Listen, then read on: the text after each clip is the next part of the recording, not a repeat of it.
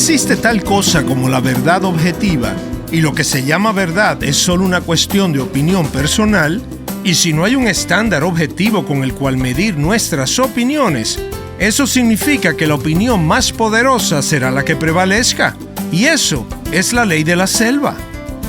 Soy Omar Jaramillo y quiero darles la bienvenida al programa Abre la Biblia con el pastor Colin Smith en la voz de Fausto González de Chávez. Y Colin, retrocedamos un poco y tratemos el tema de la verdad objetiva. Usaste esas dos palabras hace un momento. ¿Qué es la verdad objetiva? Es decir, las cosas tal y como son. La realidad, a diferencia del disfraz, que es la interpretación o la impresión que alguien quiere dar y lo que quiere que otras personas piensen, lo cual puede ser real o no. Bueno, vivimos en un mundo de disfraces. Todo el tiempo escuchamos a personas que dicen, bueno, eso puede ser verdad para ti. Así que, ¿qué le responderías a la persona que dice, lo que Jesús afirma puede ser verdad para ti, pero eso no necesariamente es verdad para mí? Bueno, tienes que volver a lo que Jesús mismo dice. Él dijo, yo soy la verdad. Así que está afirmando algo más que una simple opinión. Nos habla como el Hijo de Dios. Entonces supongo que la pregunta sería, ¿cómo sé que eso va a ser la verdad? Tenemos que seguir al Señor Jesucristo y entonces descubrimos su verdad, que es la verdad que nos hace libres. Entonces parece que allí también hay un elemento de fe. Sí, cuando Jesús dice, yo soy la luz del mundo, Él dice, tienen que seguir la luz mientras tengan la luz. La luz pasa por aquí y no llegaremos al conocimiento de la verdad si seguimos siendo indiferentes. Muy bien, vayamos ahora mismo a Éxodo capítulo 20. Nos encontramos estudiando el versículo 16 mientras damos inicio al mensaje titulado Tu lucha con la verdad. Con nosotros, el pastor Colin. Es bueno recordar que todos estos mandamientos son un reflejo del carácter de Dios. La Biblia nos dice que Él es un Dios que guarda sus promesas. De hecho, es un Dios que no puede mentir. Y cuando entramos en una relación con este Dios, Él nos llama a reflejar su carácter en la manera en que vivimos nuestras vidas. Eso significa que estamos llamados a vivir de una manera caracterizada por la verdad. Y entonces cuando miras este 9º mandamiento, vemos que se trata del tema del perjurio. Es lo que hacemos cuando nos presentamos ante un tribunal y hacemos afirmaciones que sabemos que no son verdad contra otra persona. No darás falso testimonio contra tu prójimo. Porque recuerda, esto es precisamente lo que sucedió cuando el Señor Jesús fue arrestado y llevado a juicio. Trajeron a falsos testigos contra Él. Querían crucificarlo y estaban dispuestos a decir lo que fuera necesario para lograr lo que deseaban. La mayoría de nosotros nunca ha cometido perjurio en una corte y es probable que nunca lleguemos a hacerlo. Pero recuerda que cada uno de estos mandamientos no se dirige solo a un pecado, sino a toda una categoría de pecados. Hemos usado la imagen de que cada uno de estos mandamientos es como si fuera una vía del tren con estaciones o paradas a lo largo de la línea. Y el 9º mandamiento es simplemente la vía de la mentira. El perjurio en la corte está al final de esa línea en particular. Y puede que nunca hayas estado en esa situación extrema, pero todos hemos estado en algún punto de esa vía de ferrocarril. Viajamos por ella con demasiada frecuencia. La esencia de la mentira es decir lo que logrará el resultado deseado sin importar si es la verdad o no. Ese es el corazón de la mentira. Mentir es decir aquello que conseguirá los resultados que deseo, sin importar si lo que digo es realmente verdad o no. Y hay varias formas en las que esto puede suceder. Una de ellas, para comenzar, es la adulación. Alguien ha dicho que la adulación es decirle a una persona lo que nunca dirías de ella fuera de su presencia. Vale la pena pensarlo. El resultado deseado es que quieres que esa persona te aprecie y por eso le dices todo tipo de cosas halagadoras, aunque no sean verdaderas. Me encanta la historia del hombre que fue presentado a una audiencia con términos muy elogiosos. El maestro de ceremonia dijo que era dueño de una compañía petrolera en el Mar del Norte y que había obtenido una ganancia de $100 millones en su primer mes de trabajo. El hombre al que habían introducido se levantó a hablar y dijo, un tanto titubeante, que tenía algunas correcciones que hacer a la presentación que se le acababa de hacer. Primero, no es en realidad el Mar Norte, sino en el Mar Caspio. Y no soy yo el dueño de la compañía, es mi padre el dueño. Y el primer mes no fue una ganancia de $100 millones, fue una pérdida de $100 millones. Por otro lado, y siguiendo esta línea de la mentira, está la exageración. Exageras porque quieres impresionar y entonces sobreestimas lo que dijiste, lo que hiciste o la parte que tuviste en un triunfo en particular. O exageras porque quieres simpatía, porque deseas ganarte la compasión de alguien. Exageras un mal que te hicieron porque quieres que otra persona sienta lástima por ti. Mentir es decir cualquier cosa que logre un resultado deseado sin importar si es verdadero o no. Y por supuesto, esto incluye también en esa línea de ferrocarril el tema del chisme, una manera de causar gran daño al prójimo. Es transmitir noticias sobre otra persona que pueden ser o no ser ciertas. Alguien ha comparado el chisme con abrir una almohada de plumas afuera en un día ventoso y una vez que las plumas han volado con el viento, no hay manera de volverlas a recoger. Así que hay muchas versiones de la mentira. Todos viajamos por esa vía con demasiada frecuencia. La razón de que seamos tan propensos a mentir en una de estas formas es que estamos más comprometidos con nosotros mismos que con la verdad. La realidad es que a menudo nos escondemos de la verdad. No logramos ver cosas acerca de nosotros mismos que otros sí ven, simplemente porque la verdad nunca pone a ninguno de nosotros en una buena luz. Y como la verdad, toda la verdad, nunca pone a ninguno de nosotros en una luz completamente pura, siempre hay algo dentro de nosotros que quiere escapar de ella. Por eso quiero trazar dos caminos en este momento. El primero lo vamos a llamar el camino ancho del engaño. Y el segundo camino lo vamos a llamar el sendero estrecho de la verdad. Primero, el camino ancho del engaño. La Biblia lo deja muy claro. Toda la raza humana ha caído en el dominio de la mentira. De hecho, toda la historia bíblica es el desarrollo y luego la exposición de un enorme engaño.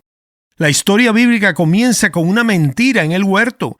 Termina en Apocalipsis capítulo 21 cuando todos los mentirosos son destruidos en el lago de fuego. Y en el centro está Jesucristo que dice, yo soy la verdad. Las mentiras siempre tienen una fuente. Si vamos al Evangelio de Juan capítulo 8, verás allí que Satanás es el padre de la mentira. Jesús dice en Juan 8:44, no se ha mantenido en la verdad porque no hay verdad en él.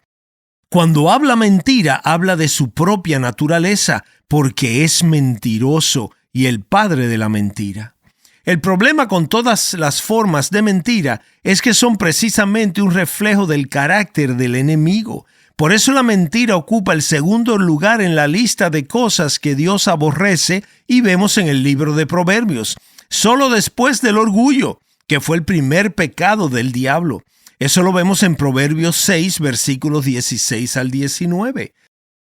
Quiero que notemos entonces dos maneras en las que el padre de la mentira, la fuente de toda desviación de la verdad, lleva a las personas por el camino ancho del engaño. La primera es que él cuestiona la realidad de la verdad.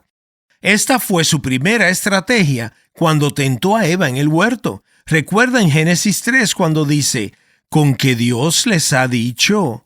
¿Realmente puedes saber lo que Dios dice? Esta es su primera ruta para engañarnos. Esta es en realidad la pregunta que él lanzaría en el día de hoy. ¿Alguien en el siglo XXI realmente puede conocer la verdad? ¿Existe tal cosa como la verdad? Ese es su idioma nativo, su lenguaje materno. No debería sorprendernos entonces que en la plenitud del tiempo, cuando Dios vino al mundo en la persona de Jesucristo, Él se haya puesto de pie delante de un hombre llamado Poncio Pilato. Jesús le dijo: «Para esto yo he nacido y para esto he venido al mundo, para dar testimonio de la verdad». Así lo vemos en Juan 18:37. Pilato lo miró, se encogió de hombros y preguntó: ¿Y qué es la verdad? Allí vemos el choque fundamental de dos cosmovisiones que se enfrentan incluso dentro de nuestra sociedad hoy día. Jesús está diciendo: existe tal cosa como la verdad. Fluye de Dios, que es verdad, y se encuentra en mí. Yo soy la verdad. Y Pilato vive en el mundo crudo del poder duro. Es un político. Sabe que la gente en este mundo dice lo que sea para obtener lo que desea. Ese es el camino del mundo. Se ha acostumbrado tanto a ello que no puede imaginar nada distinto. Y ha llegado a la conclusión de que no existe tal cosa como la verdad. Solo el poder, solo el disfraz, solo palabras usadas para conseguir lo que la gente quiere. Y entonces se encoge de hombros y pregunta: ¿y qué es la verdad? Pilato no tiene lugar para la verdad. Y si no hay lugar para la verdad en una sociedad, no hay lugar para Jesús. Así lo llevaron para crucificarlo. Crucificaron la verdad. Ese es un tema importantísimo para nosotros en el siglo XXI, en el mundo occidental específicamente. Sí, como se enseña cada vez más en esta sociedad posmoderna, en nuestras universidades y nuestros filósofos. Si una persona no puede conocer la verdad, entonces no puede ser llamada a decir la verdad. Si no existe tal cosa como la verdad objetiva, y lo que se llama verdad es solo una cuestión de opinión personal, y si no hay un estándar objetivo por el cual medir nuestras opiniones, eso significa que la opinión más poderosa es la que va a prevalecer. Esa es la ley de la selva. Eso es lo que hace Satanás. Al socavar la verdad, él nos lleva del huerto a la selva. Una vez que pierdes la verdad objetiva, lo cual sucede tan pronto como descartas a Dios de la ecuación porque todo fluye de Él, terminas en un mundo en el cual solo hay poder, solo opinión, y la opinión más poderosa es la que va a ganar. Estás escuchando Abre la Biblia con el pastor Colin Smith en un mensaje titulado Tu lucha con la verdad, parte de nuestra serie sobre los 10 mandamientos titulada Las 10 luchas más grandes de tu vida. Si te perdiste alguno de los programas de esta serie, siempre puedes escucharlos en línea visitando nuestro sitio web abrelabiblia.org. Ahora regresemos al mensaje. Escuchemos al pastor Colin.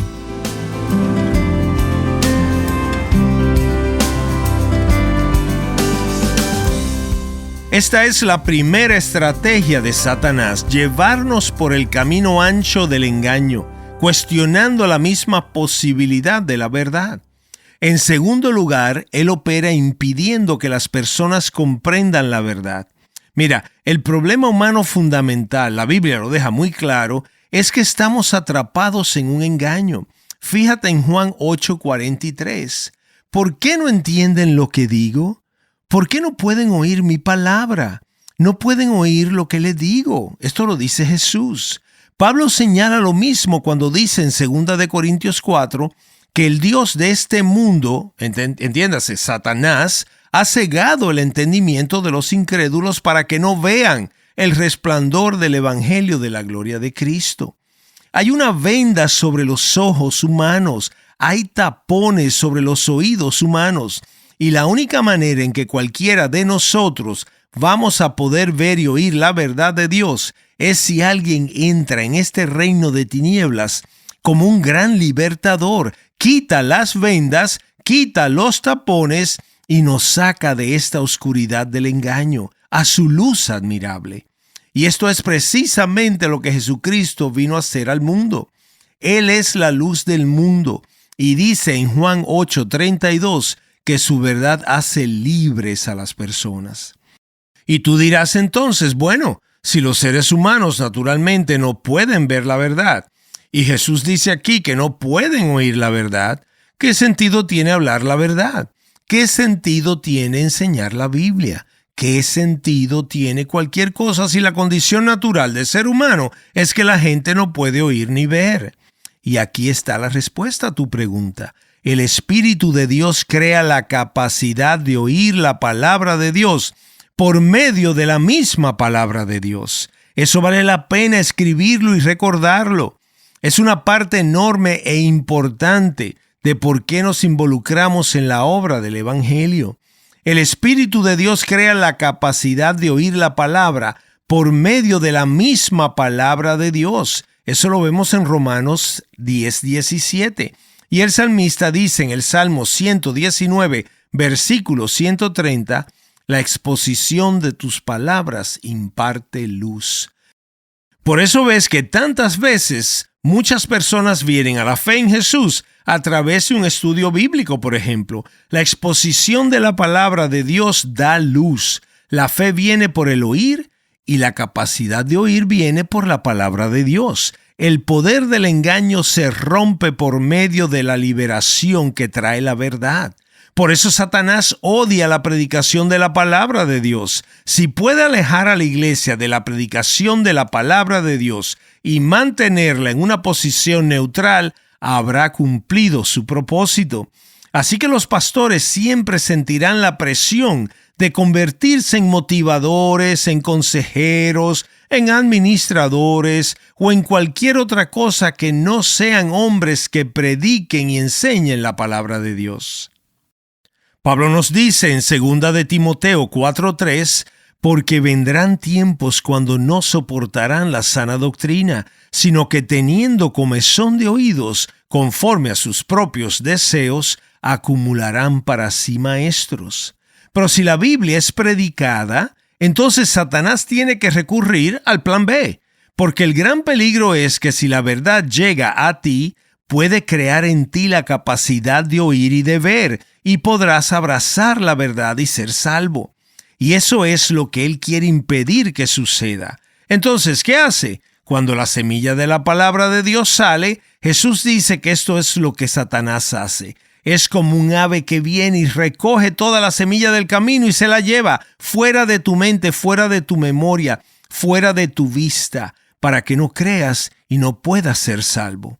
Este es el camino ancho del engaño. Aquí es donde el enemigo siempre está activo y así es como hace su obra, cuestionando la verdad e impidiéndote asimilar la verdad.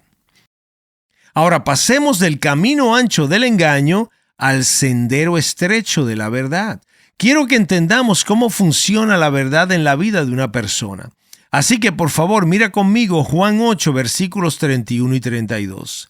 Entonces Jesús decía a los judíos que habían creído en él: si ustedes permanecen en mi palabra, verdaderamente son mis discípulos y conocerán la verdad, y la verdad los hará libres. Ahora, nota que Jesús establece 4 dimensiones de lo que es vivir en la verdad.